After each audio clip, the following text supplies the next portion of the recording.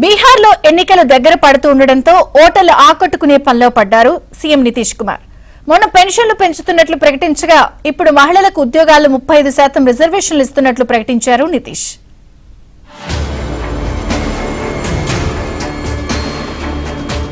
బీహార్లో ఎన్నికల వేడి మొదలైంది. ఈ ఏడాది చివర్లో అసెంబ్లీ ఎన్నికలు నిర్వహించనున్న నేపథ్యంలో అన్ని పార్టీలు సన్నద్దమవుతున్నాయి.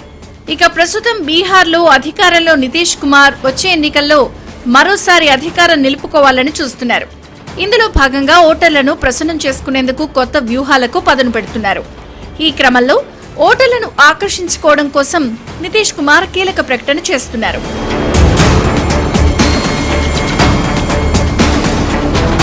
అసెంబ్లీ ఎన్నికలు సమీపిస్తున్న ముఖ్యమంత్రి నితీష్ కుమార్ కీలక ప్రకటన చేశారు. బీహార్లోని మహిళలకు ప్రభుత్వ ఉద్యోగాల్లో 35% రిజర్వేషన్ కల్పిస్తామని ప్రకటించారు. బీహార్లో శాశ్వత నివాసితులుగా ఉన్న మహిళలకు ప్రభుత్వ ఉద్యోగ నియామకాల్లో రిజర్వేషన్ వర్తిస్తుందని స్పష్టం చేశారు. ఈ నిర్ణయం వల్ల అన్ని సర్వీసుల్లో మహిళల ప్రాతినిధ్యం పెరుగుతుందన్నారు. అలాగే బీహార్ యూత్ కమిషన్ ఏర్పాటుకు నితీష్ సర్కార్ నిర్ణయం తీసుకుంది.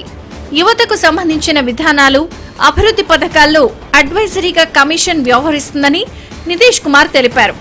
ఇప్పటికే బీహార్లో 400 ఉన్న పెన్షన్ను ఇప్పుడు 1100కు పెంచుతూ ప్రభుత్వం ఉత్తర్వులు జారీ చేసింది. తాజాగా ఇప్పుడు ఉద్యోగాల్లో మహిళలకు రిజర్వేషన్లను ప్రకటించింది.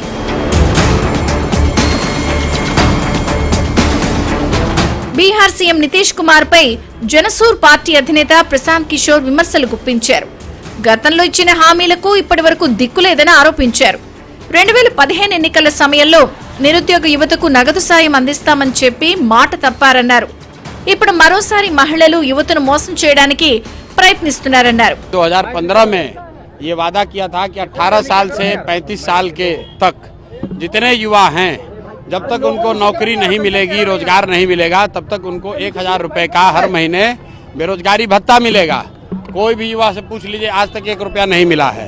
तो युवा आयोग बनाने से कुछ नहीं होगा. आयोग बनाकर नीतीश कुमार के जो 4 चाटुकार मंत्री और अफसर हैं, वो अपने परिवार वालों को वहाँ नौकरी दिलवाएंगे.